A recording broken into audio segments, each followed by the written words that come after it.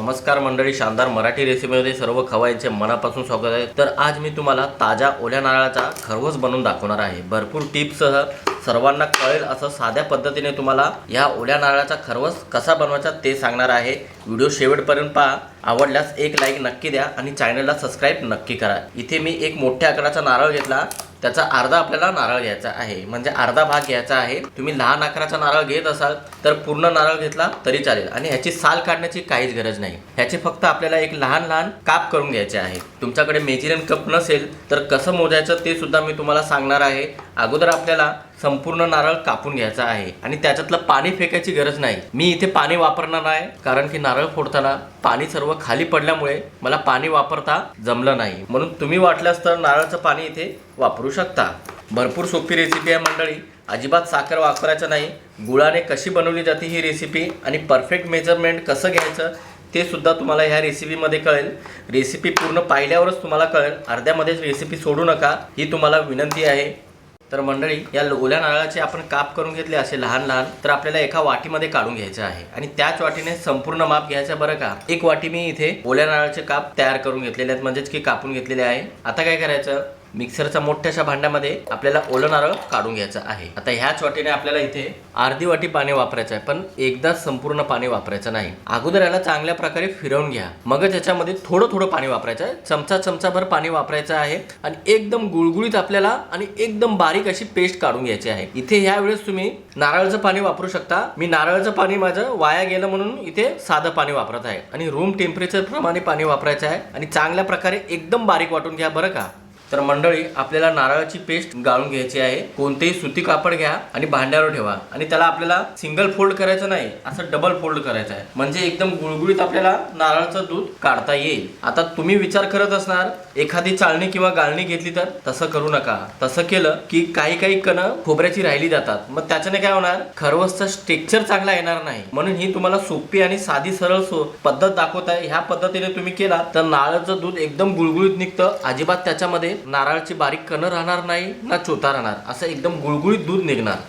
तर पाहताय ना मंडळी, असं एकदम चांगलं पिळून कापडाला हे असं दूध काढून घ्यायचं आहे। एकदम गुळगुळीत असं दूध निघालेलं आहे, अजिबात ह्याच्यामध्ये नारळाचा चोथा नाही ना थोडीशी सुद्धा कण आहेत। एकदम चांगल्या प्रकारे गाळून घेतलं। हा चोथा असा एकदम कोरडा व्हायला पाहिजे। आता हा चोथा फेकू नका, म्हणजेच की ह्याची तुम्ही नारळाची चटणी बनवू शकता। ह्याच्यामध्ये 4 ते 5 लसणाच्या पाकळ्या, एक लहान तुकडा आलं, 1 चमचा जिरे, 2 हिरव्या मिरच्या, 1 चमचा धने, हे सगळं मिक्सरला बारीक वाटून घ्यायचं आणि फोडणीसाठी 2 चमचे तेल, थोडेसे कढीपत्ता आणि हिंग टाकली की नारळाची चटणी खमंग तयार होते। म्हणून ह्याचा उपयोग तुम्ही असा करू शकता, म्हणून हा चोथा फेकण्याची काहीच गरज नाही। तर मंडळी, आता काय करायचं, घरातल्या सेम मापाच्या अशा 2 वाट्या घ्या आणि आपल्याला हे दूध आता मोजून घ्यायचं आहे। म्हणजे काय होणार, मोजून घेतल्याने आपल्याला गोडाचं प्रमाण किती घ्यायचं ते कळणार आहे।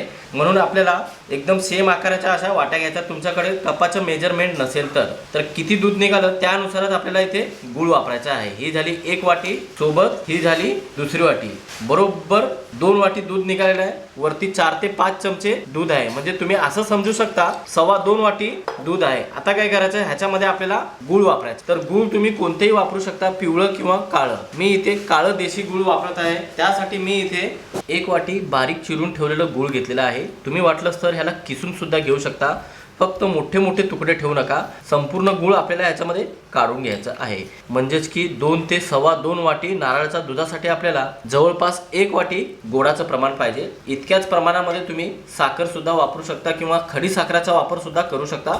खडी साखरेला आणि साखरेला मिक्सरला फिरवून घेतलं तरी चालेल। आता फ्लेवर चांगला येण्यासाठी पाव चमचा वेलची पावडर आणि चव बॅलन्स राहण्यासाठी इथे आपल्याला चिमूटभर मीठ पाहिजे। चिमूटभर मीठ टाकणं कंपल्सरी आहे, तरच चव बॅलन्स येणार। खरवसचा टेक्स्चर चांगला येण्यासाठी इथे आपण कॉर्नफ्लॉवरचा उपयोग करणार नाही। इथे आपल्याला पाहिजे 3 चमचे कस्टर्ड पावडर वापरत आहे। तुम्ही कस्टर्ड पावडर ऐवजी 3 चमचे कॉर्नफ्लॉवर सुद्धा वापरू शकता। कस्टर्ड पावडर पूर्णपणे ऑप्शनल आहे, माझ्याकडे कस्टर्ड पावडर अवेलेबल होती म्हणून मी कस्टर्ड पावडर वापरत आहे। कस्टर्ड पावडरने सुद्धा खरवस सारखा टेक्स्चर येणार, इतकं मी तुम्हाला खात्रीने सांगतो। आता ह्या सर्व जिन्नसांना चांगल्या प्रकारे या दुधामध्ये एकजीव करायचं आहे। एखादी फेटणी घ्या आणि फेटणीने चांगल्या प्रकारे ह्याला ढवळून घ्या, म्हणजे गुळ चांगल्या प्रकारे वितळायला पाहिजे आणि जोपर्यंत गुळ वितळत नाही तोपर्यंत आपल्याला फेटणी चालवून घ्यायची आहे। कस्टर्ड पावडर वापरल्याने रंग चांगला येतो बरं का। आणि तुम्ही कॉर्नफ्लॉवर वापरत असाल तर कॉर्नफ्लॉवरचं प्रमाण सुद्धा तुम्हाला 3 ते 4 चमचेच वापरायचं आहे। तर मंडळी आपण पाहू शकता ह्याचा रंग किती सुरेख आलेला आहे. गूळ मिक्स केल्याने आणि कस्टर्ड पावडर टाकल्याने रंग एकदम जबरदस्त आलेला आहे. एकदम वेगळ्या फ्लेवरचा आणि वेगळ्या चवीचा आणि दिसायलाही सुंदर असा खरवस तयार होणार आहे. आता पुढच्या कृतीसाठी आपल्याला किचनकडे जायचं आहे. पुन्हा हे दूध आपल्याला गाळून घ्यायचं आहे, कारण की कधी कधी काय होतं, गूळ आपण चिरून घेतलं किंवा किसून घेतलं त्याच्यामध्ये सुद्धा कचरा असतो, बारीक बारीक कण असतात. ते कण पूर्ण आपल्याला काढून घ्यायचं आहे, कारण की खरवसचं स्ट्रक्चर एकदम गुळगुळीत असतं. पाहू शकता ही वेलची पावडर, पण वेलची पावडरचा फ्लेवर पूर्ण ह्या दुधामध्ये उतरला गेला आहे, म्हणून आपल्याला असं गाळून घेणं जास्त महत्वाचं आहे. संपूर्ण चोथा याच्यामध्ये निघालेला आहे, वेलचीचा आणि गुळाचा चोथा सुद्धा निघालेला आहे. असं एकदम गुळगुळीत दूध निघालं की दिसायलाही चांगलं दिसतं आणि स्ट्रक्चर सुद्धा चांगलं येणार आणि मग खाताना दाताखाली कोणताच कचरा येणार नाही. आता काय करायचं, अगोदर आपल्याला गॅस फास्ट करायचा आहे आणि 1 चमचा इथे आपल्याला तूप टाकायचं आहे आणि सतत चमचा चालवायचा आहे. सतत का चमचा चालवायचा, कारण की आपण याच्यामध्ये कस्टर्ड पावडर वापरलेली आहे. कॉर्नफ्लोअर वापरला असतं तरी सतत चमचा चालवावाच लागला असता.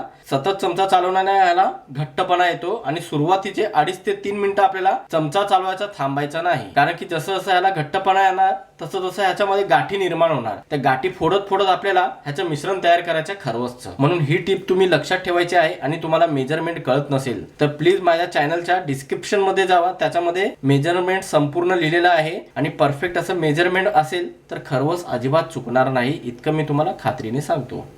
तर पाहू शकता मंडळी, 3 मिनिटापर्यंत ह्या मिश्रणाला मी सतत चमचा चालवून असा घट्टपणा येईपर्यंत शिजवून घेतलेला आहे. आता गॅस आपल्याला स्लो करायचा आहे. आणखीन 4 मिनिटापर्यंत आपल्याला या मिश्रणाला असंच चमचा चालू ठेवायचा आहे आणि शिजवून घ्यायचं आहे. अजिबात झाकण लावायचं नाही. झाकण लावलं तर याचा पूर्ण गुठळ्या तयार होतात आणि गुठळ्या अजिबात नाहीत बरं का. तुम्हाला असं वाटणार सुरुवातीला गुठळ्या होतात, टेन्शन घ्यायचं नाही. चमचा चालवतच राहायचा आहे किंवा एखादी फेटणी घ्या. पण ही रेसिपी बनवताना तुम्हाला नॉनस्टिक पॅनचा वापर करावा लागेल, कारण की तुम्ही लोखंडी पॅन वापरलात किंवा लोखंडी भांड वापरलात तर त्याला संपूर्ण मिश्रण चिटकण्याची जास्त शक्यता आहे. तुम्ही वाटलं तर तुपाजागी तेल सुद्धा वापरू शकता, पण तूप वापरल्याने फ्लेवर सुद्धा चांगला येतो आणि चकाकी चांगली येते, म्हणून तुम्ही तूप वापरा.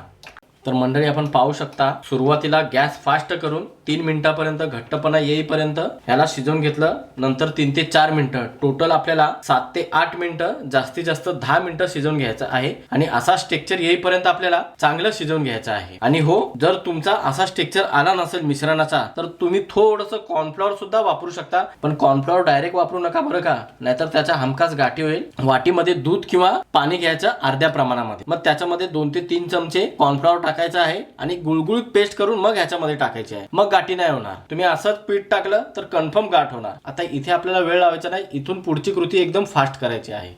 तर इथे अगोदरच मी पूर्वतयारी करून ठेवलेली आहे. केक ट्रेला चांगल्या प्रकारे आतल्या बाजूने तुपाला वितळून लावलेला आहे किंवा एखादी पसरट प्लेट घ्या आणि त्याच्यामध्ये आपल्याला तूप लावून ठेवायचं किंवा तेल लावून ठेवायचं आहे आणि संपूर्ण मिश्रण गरम गरमच ह्याच्यामध्ये काढून घ्यायचं. ही महत्वाची टिप तुम्ही लक्षात घ्या. अजिबात इथं वेळ लावायचा नाही. तुम्ही इथं वेळ लावला तर हे मिश्रण घट्ट होत जाणार. तर मंडळी संपूर्ण मिश्रण असं काढून झालं की याला असं टॅप करायचं. पूर्ण कानाकोपऱ्यामध्ये हे पसरायला पाहिजे, एका जागी नाही राहायला पाहिजे, कारण की जसं जसं हे थंड होणार ह्याला घट्टपणा चांगला येत जाणार, कारण की चांगल्या प्रकारे शिजलेलं आहे. एखादी वाटी घ्या, त्याच्याने आपल्याला हे वरचा भाग असा गुळगुळीत करून घ्यायचा आहे, कारण की आता सध्या तरी गरम आहे. केक ट्रे घेतलं तर काम एकदम सोपं होईल. असं चांगल्या प्रकारे पसरून झालं, कमीत कमी 15 ते 20 मिनिटापर्यंत पंख्याखाली ठेवा, चांगल्या प्रकारे थंड होण्यासाठी, म्हणजे थंड झाल्यावर सेट होणार.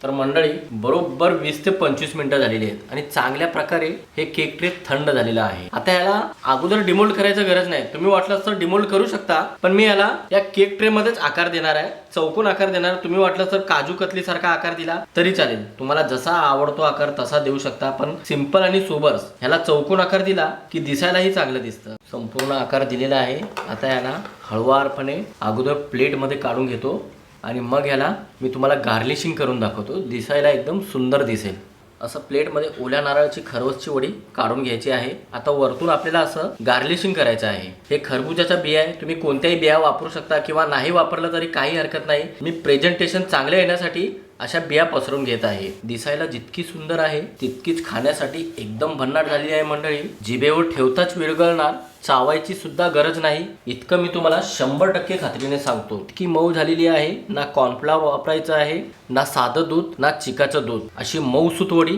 तुम्ही सुद्धा बनवू शकता.